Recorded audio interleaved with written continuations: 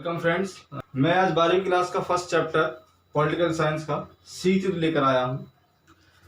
शीत युद्ध जिसका सीधा साधारण सा अर्थ है ठंडा युद्ध। शीत युद्ध को समझने से पूर्व हमें उसकी ऐतिहासिक पृष्ठभूमि को समझना आवश्यक है। कोई भी घटना यूं ही नहीं हो जाती, उसके पीछे के कुछ कारण रहते हैं। आज मैं उन्हीं कारणों पर कुछ चर्चा करूंगा। शीत युद्ध को समझने से पहले शीत युद्ध से पहले की घटनाओं पर एक नजर डाल ली जाए। जैसे आपको पता ही है कि अब तक विश्व में 2 महायुद्ध हो चुके हैं। पहला महायुद्ध, जैसे कि मैं अब ब्लैक बोर्ड पर देख पा रहे होंगे, प्रथम विश्व युद्ध 1914 से लेकर 1918 तक हुआ है। और इस युद्ध के पश्चात जब विश्व के बहुत से जो जीते हुए देश थे और जो हारे हुए देश थे, जीते हुए देशों ने हारे हुए देशों पर कुछ प्रतिबंध लगाए। आज हम उन प्रतिबंधों की चर्चा करेंगे जो आगे चलकर हम देखेंगे दूसरे विश्व युद्ध का कारण बने। जो दूसरे विश्व युद्ध का कारण बने हैं या रहेंगे, हम उस पर एक बार चर्चा कर लेते हैं। जैसा सभी को पता है कि प्रथम विश्व युद्ध 1914 से लेकर 1918 तक हुआ है और विश्व की महाशक्तियों ने यह देखा कि विश्व में दोबारा ऐसा युद्ध ना हो। इसको रोकने के लिए उन्होंने एक संधि की शुरुआत की, जिसे हम अक्सर वायसराय संधि या पेरिस संधि से भी जानते हैं। फ्रांस के शहर पेरिस में और वर्साइल पैलेस में यह संधि की गई। हम देखते हैं कि वायसराय संधि जर्मनी पर एक थोपी गई संधि है। जर्मनी को इस युद्ध का अपराधी माना गया है और उसी पर यह वायसराय संधि की गई है। वायसराय संधि के बाद में हम देखते हैं विश्व में शांति बनाए रखने के लिए एक संगठन बनाया गया, जिसका नाम है लीग ऑफ नेशन, राष्ट्र संघ। राष्ट्र संघ ये पेरिस संधि की ही देन है। हम आगे की चर्चाओं में इसकी बात करेंगे। हम दूसरे विश्व युद्ध की बात कर लेते हैं। दूसरा विश्व युद्ध 1939 से 1945 तक रहा। 1939 से 1945 तक यह युद्ध हुआ और इसका मुख्य कारण जर्मनी को ही माना जाता है। अगर वायसराय संधि ना होती तो शायद दूसरा विश्व युद्ध भी ना होता, जो इसके कुछ और ही कारण होते विश्व में। हम देखते हैं कि दूसरे विश्व युद्ध के पश्चात, जिसका अंत हिरोशिमा और नागासाकी, जो जापान के 2 शहर हैं, परमाणु हथियार बम गिराकर उन पर किया गया।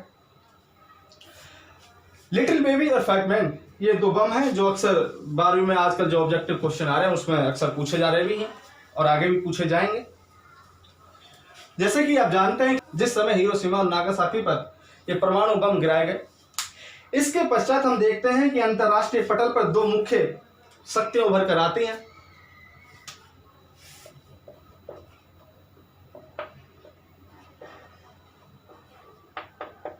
यूएसए और यूएसएसआर। दूसरे विश्व युद्ध में मुख्यतः 2 ही पावर लड़ रही थी। दूसरे विश्व युद्ध में मुख्यतः 2 ये युद्ध हुआ है।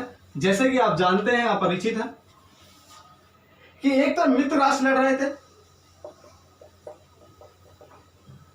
और दूसरी ओर ध्रुवीय राष्ट्र। मित्र राष्ट्रों में यूएसए, यूएसएसआर, फ्रांस और ब्रिटेन। ध्रुवीय राष्ट्रों में जर्मनी, इटली और जापान।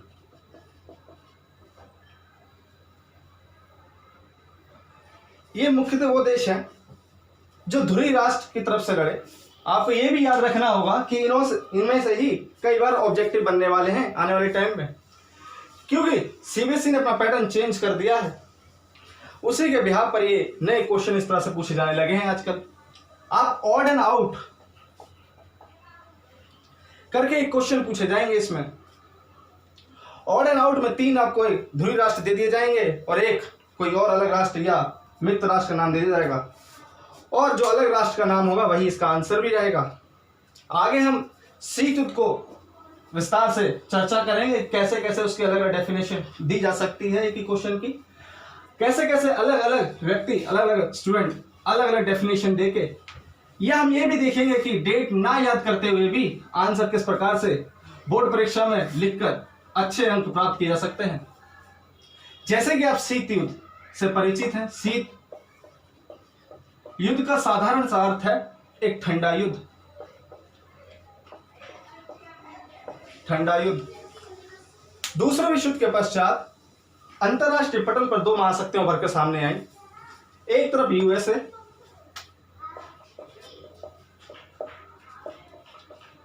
दूसरी ओर यूएसएसआर। यूएसएसआर 15 सदस्य देशों का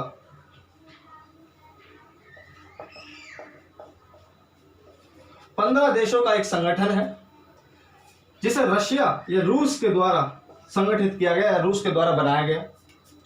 1917 में सफल कम्युनिस्ट क्रांति 1917 में सफल कम्युनिस्ट क्रांति या साम्यवादी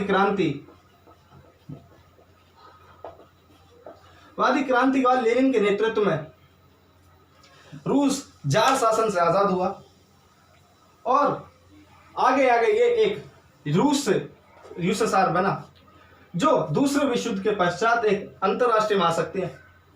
अगर दूसरे विश्व युद्ध में के पश्चात अगर हम यूएसए को छोड़ दें तो सभी देशों से यूएसएसआर काफी शक्तिशाली राष्ट्र बना है।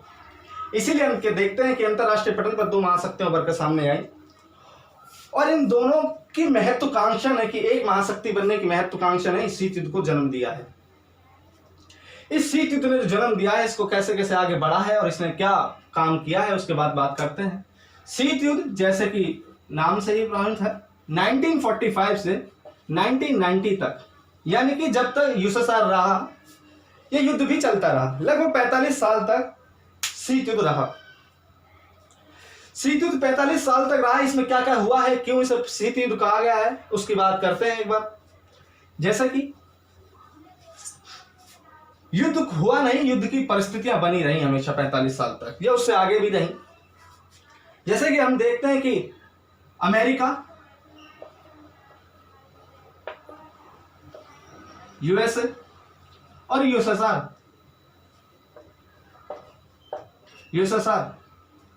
ये दो महाशक्तियां उभर के सामने आई विश्व के।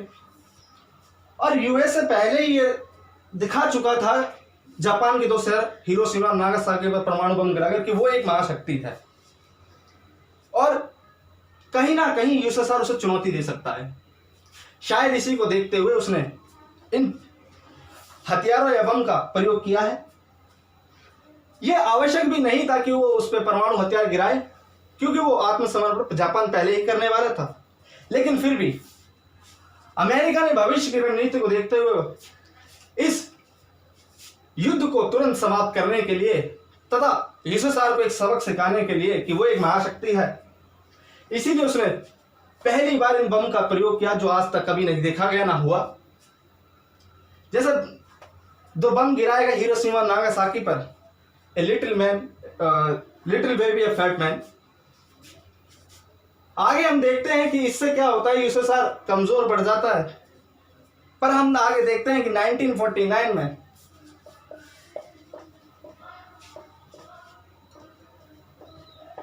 यूएसएसआर भी इस तरह के हथियार बना लेता है। उसके बाद ब्रिटेन, फिर फ्रांस, एक हथियार से दौड़ लग जाती है। फिर अब चाइना, भारत, पाकिस्तान, दक्षिण कोरिया, नॉर्थ कोरिया, आप देख पा रहे हैं कि ये लगातार परमाणु हथियारों का निर्माण करते जा रहे हैं और एक परमाणु की होड़ सी लग गई है। आज सभी दुनिया भर में से लगभग कुछ देशों के पास परमाणु हथियार हैं और अगर परमाणु युद्ध शुरू हो जाए तो पूरा विश्व खत्म हो सकता है। अमेरिका के पास अकेले इतने परमाणु हथियार हैं कि वो पूरी दुनिया को खत्म कर सकता है। हम देखते हैं कि दूसरे विश्व युद्ध के पश्चात ऐसी परिस्थितियां उत्पन्न हुई जिसे शीत युद्ध कहा गया है। पहले बात करते हैं हम शक्ति संतुलन, जिसके एक सिंपल सी भाषा में अगर आप देखें तो आप सिंपल में ही समझ जाएंगे कि शीत युद्ध क्या है। शीत युद्ध शक्ति संतुलन कहा गया है।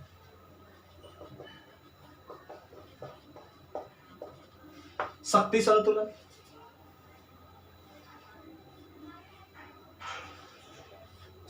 जिस तरह तराजू के दो पलड़े होते हैं, यूएसएसआर और सोवियत संघ इसी तरह के रहे हैं।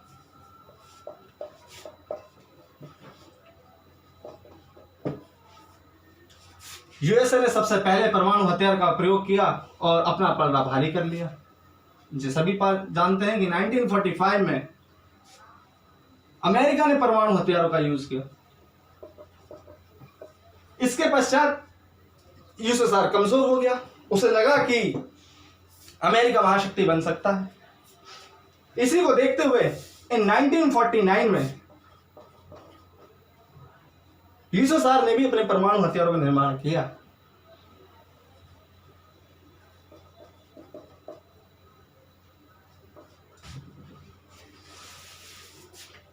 इसके पश्चात हम देखते हैं कि जब अमेरिका को ऐसा दिखता है कि उसका पलड़ा कहीं ना कहीं दोनों शक्ति संतुलन बराबर हो गए, दोनों पलड़े बराबर हो गए हैं, तो उसने इन 1949 में अप्रैल 1949 में नाटो नाम के संगठन की स्थापना की, जिसमें 12 सदस्य देश थे।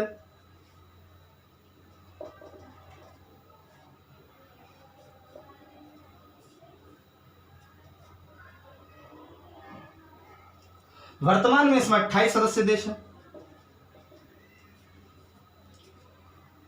ये डेट आपको याद रखनी जरूरी है क्योंकि ये आपके ऑब्जेक्टिव में हमसे पूछे जा सकते हैं।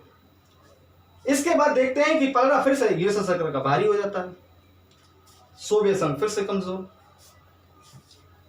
देखते हैं कि आगे जाके इसी के काउंटर करने के लिए यूएसएसआर ने भी इन 1955 में वार्सा पैक्ट नाम का संगठन बनाया, जिसे यूएसएसआर जो नाटो है उसे काउंटर करना है यूरोप में।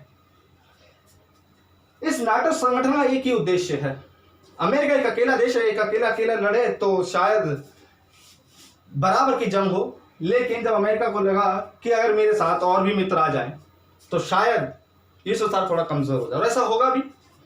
एक अकेला देश 12 देशों की सेना, इसमें 12 देश हैं। इसका मतलब है कि अगर किसी एक देश पर भी हमला होता है तो उस संगठन पे हमला समझा जाएगा और वो सभी मिलकर उसकी सहायता करेंगे। यानी कि अगर यूएसएसआर लड़ता तो ये 12 सदस्य देश उस पर हमला करते, तो कहीं ना कहीं वो कमजोर था, इसीलिए उसने उसको काउंटर करने के लिए वार्सा पैक्ट बनाया। आगे देखते हैं कि इसी तरह के फिर दक्षिण कोरिया युद्ध, जिसमें नॉर्थ कोरिया साउथ कोरिया के बीच युद्ध हुआ, तो इसमें भी दोनों शक्तियां बढ़ चढ़कर हिस्सा ले रही थी। नॉर्थ कोरिया जो साम्यवादी देश है, जिसका सपोर्ट यूएसएसआर कर रहा था, साउथ कोरिया का सपोर्ट जिसका हम देखते हैं कि यूएसएसआर कोई भी महाशक्ति अपने को कमजोर करना देखना या नहीं चाहती है। वो नहीं चाहती कि दूसरे पावर उससे ज्यादा हो जाए या उससे आगे निकल जाए, क्योंकि एक ही महाशक्ति हो सकती है, दो महाशक्तियां या विश्व में नहीं हो सकती। देखते हैं कि इन दोनों महाशक्तियों की साठगांठ या आगे बढ़ने की रणनीति या सबसे विश्व पटल पर एक ही महाशक्ति रहने की होड़ ने, महत्वाकांक्षाओं ने इस शीत युद्ध को जन्म दिया है। यह साधारण से कोई युद्ध नहीं है, यह एक तरह का वैचारिक युद्ध भी है, क्योंकि यह एक वैचारिक युद्ध है। हथियारों की होड़ है, सैन्य वर्चस्व, विश्व दो गुटों में बढ़ता जा रहा है। एक विश्व दो ध्रुवों में बढ़ता जा रहा है, इसमें एक तरफ पश्चिमी गुट है तो दूसरी ओर पूर्वी गुट। पश्चिमी गुट की अगुवाई या नेतृत्व कह सकते हैं उसका, वो है यूएसए, और पूर्वी गुट का जो अगुवाई या नेतृत्व कह सकते हैं वो है यूएसएसआर। दोनों ही देशों ने 1945 के बाद जो औपनिवेशिक काल से आजाद हुए देश हैं, उन जो स्वतंत्र हुए, जिन्हें तीसरी दुनिया के देश भी कहा गया है, वो आजाद होते ही उनके सामने दो मुख्य चुनौतियां या अन्य चुनौतियां, ज्यादातर चुनौतियां रहीं, जैसे सुरक्षा और विकास।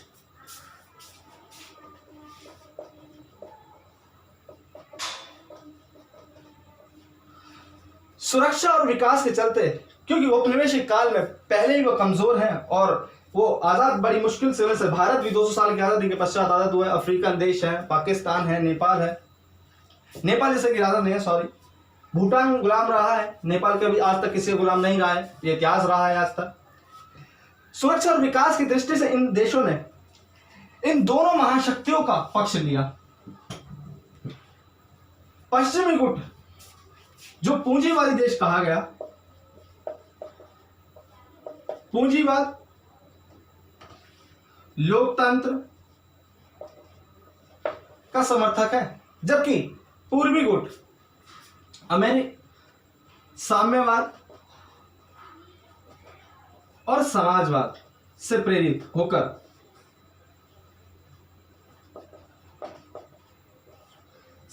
था।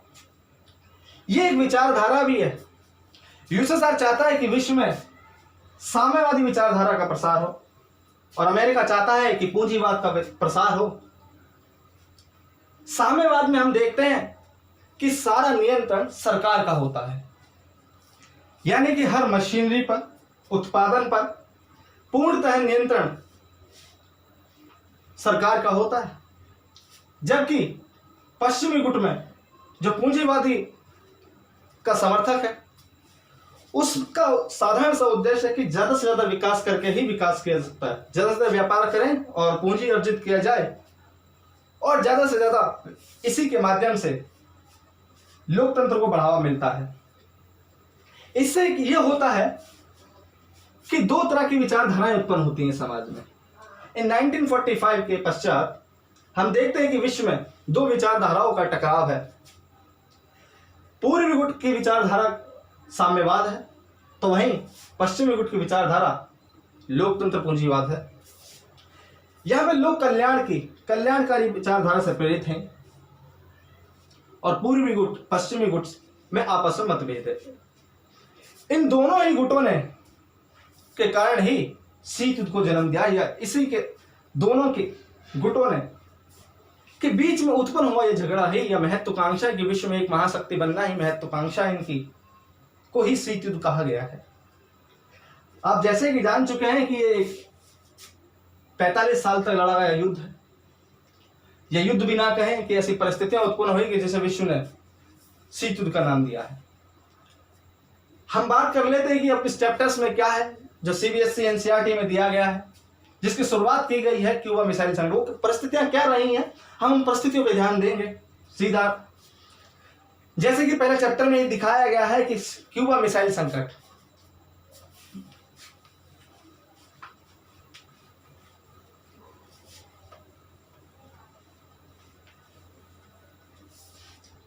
क्यूबा मिसाइल संकट से इस चैप्टर की शुरुआत हुई है। क्यूबा मिसाइल संकट क्या है, हम उससे विस्तार से चर्चा करते हैं।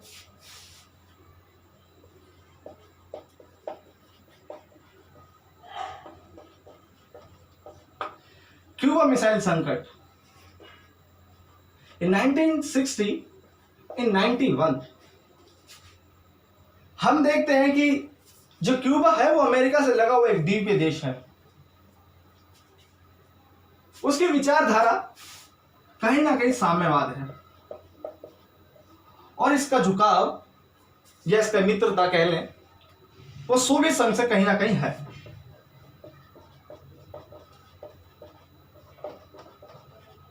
सोवियत संघ से है। 1960 में जो क्यूबा के राष्ट्रपति हैं फिदेल कास्त्रो,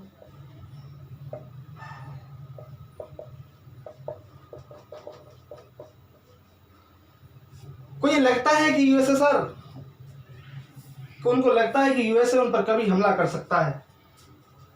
इस आशंका के चलते उन्हें यूएसएसआर से मदद ली और नितिका क्रुश्चेव जो उस समय के राष्ट्रपति कह लें या उसके चीफ कह लें यूएसएसआर के, उन्होंने तनिक भी देरी ना करते हुए क्यूबा को एक सैनिक अड्डे के रूप में या सैनिक सहायता देने का प्रण कर लिया और अपने जो भी परमाणु हथियार थे वो क्यूबा में लगा दिए।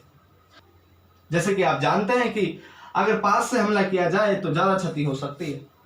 यूएसएसआर को ये मौका मिल जाता है 1960 में कि अगर उससे आगे निकलना है, जो परिस्थितियां हैं 1955 से आगे, कि अगर अमेरिका को नीचा दिखाना है, उससे आगे निकलना है और उसे कमजोर बनाना है, तो जरूरी है कि कहीं ना कहीं उसे सैन्य शक्ति में कमजोर किया जाए। और उसे मौका मिला 1960 में फिदेल कास्ट्रो के चलते,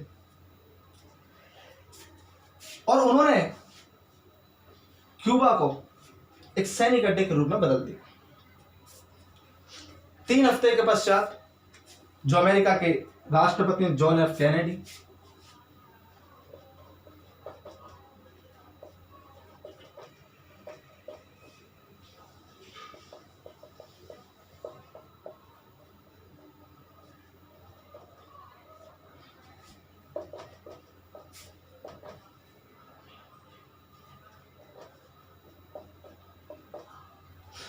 जॉन एफ कैनेडी और उनके सलाहकार डर रहे थे कि अगर कुछ भी किया गया तो परमाणु युद्ध या युद्ध हो सकता है।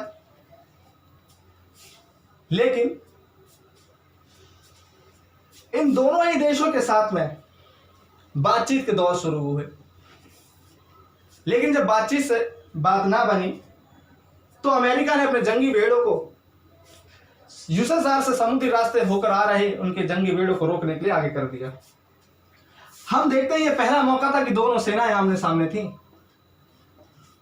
और लगा कि अब तो तीसरा विश्व युद्ध होगा, क्योंकि अगर ये दोनों भिड़ते तो अकेले नहीं आते, या अकेले दोनों युद्ध करते तो अकेले नहीं था, नाटो संगठन भी आता और नाटो में सम्मिलित देश भी आते, इधर वार्सा पैक्ट में सम्मिलित देश भी आते।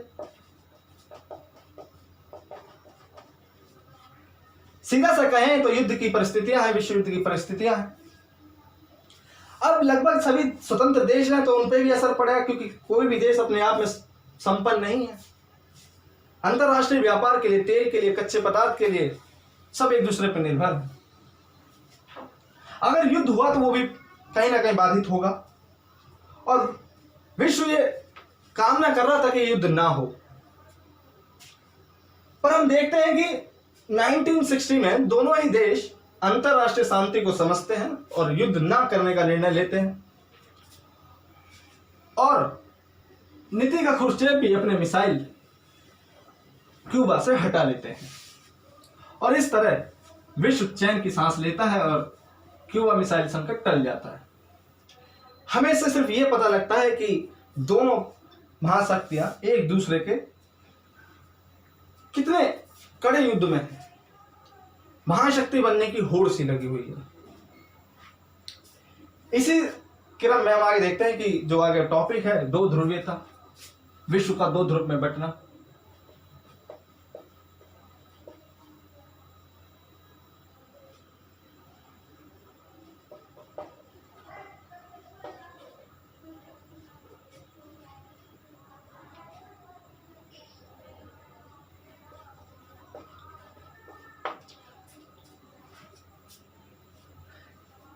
बटने से सीधे से तात्पर्य है कि हम देखते हैं कि 1945 के पश्चात विश्व में 2 तरह की विचारधाराएं या 2 तरह के गुट, पश्चिमी गुट और पूर्वी गुट। एक तरफ नाटो है तो एक तरफ वार्सा पैक्ट है। ये 2 गुट का बटना ही 2 ध्रुवीयता कहलाता है। ये सिर्फ यही संगठन नहीं था, सीटो, सेंटो, आने वाले और भी संगठन रहे इस गुटों में, जो एक तरफ सैन्य वर्चस्व का इशारा करते हैं। आगे की तरह हम देखते हैं कि इसमें कहीं ना कहीं दोनों गुट एक दूसरे के सामने हैं। फिर आगे कई सवाल इस किताब में पूछे भी गए, जैसे बोर्ड में भी कई बार आए हैं, कि ये दोनों महाशक्तियां इन छोटे देशों को अपने साथ क्यों रखती हैं, जबकि ये तो खुद अपने आप में संपन्न। पर कहीं ना कहीं क्योंकि छोटे देश को तो फायदा है कि विकास के चलते उन्हें पैसा इन देशों से मिल रहा है और सुरक्षा के लिए हथियार भी मिल रहे हैं, उनका आश्वासन भी मिल रहा है कि युद्ध होगा तो हम आपकी सहायता करेंगे, और नाटो में तो वो सफल भी हो रहे हैं। हम देखते हैं कि शीत युद्ध के समय या 1945 के बाद जो हारे हुए देश थे, जिसमें ब्रिटेन, फ्रांस, जो हारे ना कहकर हम ये कह सकते हैं कि कमजोर हो चुके, अपनी अर्थव्यवस्था को फिर से खड़ा करना चाहते हैं या आगे बढ़ाना चाहते हैं, उनको फिर से खड़ा करने के लिए यह विकास या सुरक्षा के किसी एक गुट में शामिल होता। तो इसका सबसे असर देखते हैं कि यूरोप दो हिस्सों में बढ़ जाता है।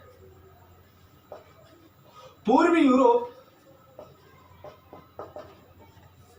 सोवियत संघ के नियंत्रण में था।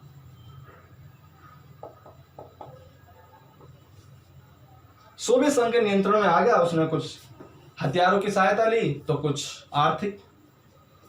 दूसरी ओर पश्चिमी गुट,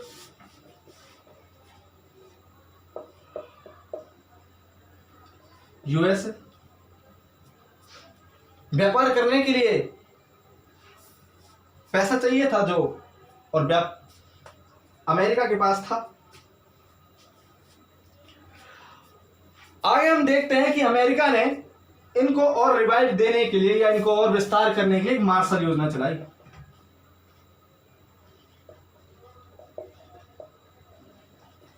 जो हम आगे छठे चैप्टर में पढ़ेंगे भी, फोर्थ चैप्टर में, उसको हम विस्तार से पढ़ेंगे।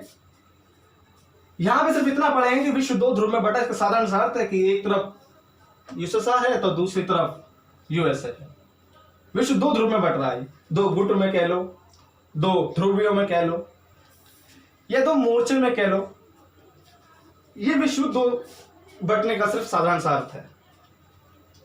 अब मैं वापस अपने प्रश्न पे आता हूं कि क्यों ये देश इन महाशक्तियों को अपने साथ रख रहे थे, यानी कि महाशक्तियां अपने इन छोटे देशों को अपने साथ क्यों रख रही थी। छोटे देशों को तो फायदा है कि उन्हें सुरक्षा और विकास के अवसर मिल रहे हैं। अमेरिका और सोवियत संघ को भी इनसे कहीं ना कहीं बहुत ज्यादा फायदा है। प्रमुख रूप से इनको जो फायदा है उसे हम देखते हैं। जो पहला फायदा इसे दिखता है वो है भूमि या भूभाग कह सकते हैं। जहां से ये सेनाएं दूसरे देश पे या एनिमीज कंट्री पर जासूसी कर सकते हैं।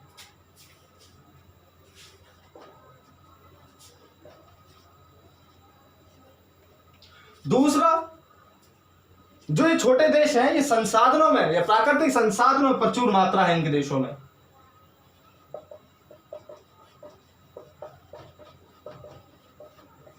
जिनका दोहन ये कर सकते हैं आने वाले समय के लिए। तीसरा, हम देखते हैं कि सैनिक संचालन के लिए या सैनिक रखरखाव के लिए, सैनिक ठिकाने जिसको हम कह सकते हैं, सैनिक अड्डे,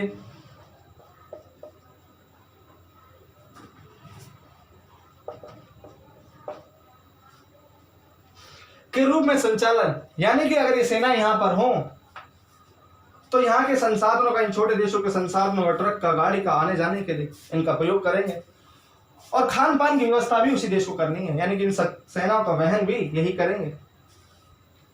अमेरिका ने कई देशों को सुरक्षा देते हुए भी अपनी सेना का प्रयोग किया। अफगानिस्तान में बहुत से सैनिक अभी भी उसकी सुरक्षा कर रहे हैं जो अमेरिका के हैं। साउथ कोरिया, जिसको हम कह सकते हैं दक्षिणी कोरिया, जिसकी सुरक्षा में अभी भी सैनिक अमेरिका के हैं। जापान में भी उसकी सुरक्षा का दायित्व तो अमेरिका ने दे रखा है, कि दूसरे विश्व युद्ध के पश्चात जो उसने नुकसान किया उसकी अर्थव्यवस्था में कहीं ना कहीं उसका बहुत बड़ा हिस्सा है। उसकी सुरक्षा का दायित्व तो भी कहीं ना कहीं आजकल अमेरिका ही निभा रहा है। और भी विश्व में कई देश हैं जहां पर उसकी सैन्य क्षमता का हम पढ़ेंगे। जैसा तीसरा चैप्टर भी है अमेरिकी वर्चस्व, हम उसके सैन्य वर्चस्व के बारे में पढ़ेंगे, कहां कहां उसने युद्ध किए हैं और कैसे उसने अपनी शक्ति का प्रदर्शन भी किया है। ये शक्ति प्रदर्शन ही शीत युद्ध रहा है, जो आगे जाके हम देखते हैं कि आगे के चैप्टर उसमें भी कहीं ना कहीं हमें मिलेगा कि कहां कहां उसमें सैन्य वर्चस्व या और भी कौन से वर्चस्व हमें देखने को मिलेंगे। दोनों की महाशक्तियों के बीच की लड़ाई जो हम सेकंड चैप्टर में पढ़ेंगे भी। इसका जो एक लास्ट टॉपिक बचता है इस चैप्टर का वो है गुटनिरपेक्ष। अभी गुटनिरपेक्ष क्या है उसकी चर्चा कर लेते हैं।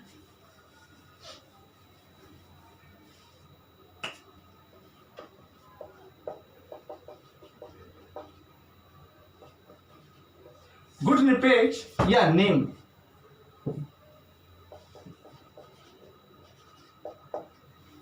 Non alignment movement. जब विश्व दो गुटों में बंट रहा था, सभी देशों को अपनी सुरक्षा और विकास की चिंता थी। तो अधिकतर देश इन गुटों में शामिल हो रहे थे, लेकिन अमेरिका और कुछ अफ्रीका देश को यह भय था कि इतनी मेहनत से जो आज़ादी प्राप्त की है या जो संघर्ष किया है वो कहीं ना कहीं हम फिर से गुलाम हो जाएंगे। इसी के चलते उन्होंने एक तीसरा रास्ता अपनाया, गुट निरपेक्ष। 1955 में एफ्रो एशियन जो अफ्रीका में सम्मेलन हुआ, इसकी शुरुआत की गई, जिसकी परिणति ही रही कि 1960 में 61 में बेलग्रेड में इनकी पहली मीटिंग हुई और इसके 5 संस्थापक देशों की शुरुआत से बेलग्रेड में इसकी जो पहली मीटिंग हुई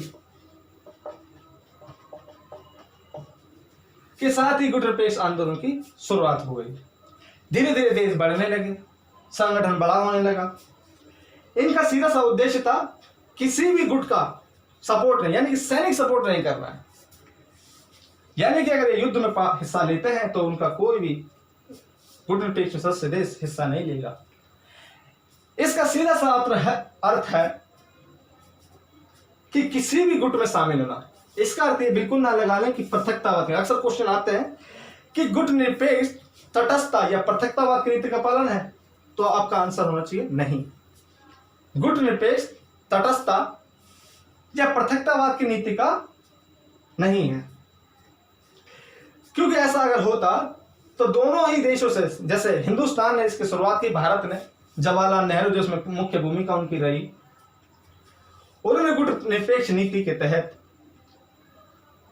किसी भी गुट में शामिल ना होने का निर्णय लिया गया, क्योंकि उन्हें मालूम था कि 200 साल से हमने जो संघर्ष करके ये आजादी प्राप्त की है वो फिर किसी गुट में शामिल होकर हम अपनी आजादी को खो देंगे। इसीलिए उन्होंने तीसरी दुनिया के देशों को एक नया रास्ता दिया कि गुट में शामिल ना होकर आपस में व्यापार करें, अंतरराष्ट्रीय मुद्दे और सुरक्षा को देखें।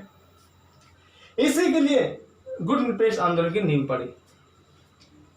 हम देखते हैं कि इसके पश्चात ये संगठन आगे बढ़ा और इसका सीधा सा मतलब था कि शीत युद्ध के प्रसार को रोकना है। शीत युद्ध जो बढ़ रहा था, जो दोनों महासत्ताएं एक दूसरे के सामने थी, उसको कहीं ना कहीं काउंटर करना है। इसकी चर्चा आगे जो राजनीति विज्ञान की दूसरी पुस्तक है भारत और भारत की राजनीति, उसमें इसकी विदेश नीति यानी कि भारत की विदेश नीति में भी चर्चा की गई है।